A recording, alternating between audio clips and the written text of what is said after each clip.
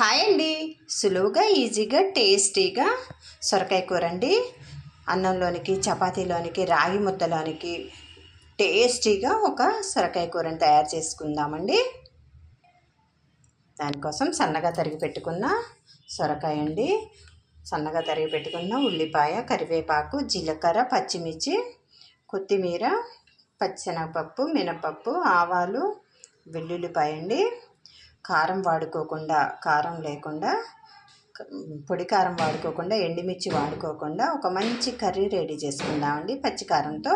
దానికోసం ముందుగా స్టవ్ వెలిగించుకొని గిన్నె పెట్టేసుకోవాలి. అందులోనికి ఒక 2 టేబుల్ స్పూన్ల ఆయిల్ వేసుకోవాలి. ఆయిల్ వేడెక్కిందండి. ఇందులోనికి 1 టేబుల్ స్పూన్ ఆవాలు వేసుకోవాలి. 1 టేబుల్ స్పూను పచ్చెనగపప్పు, మినప్పప్పు వేసుకోవాలి.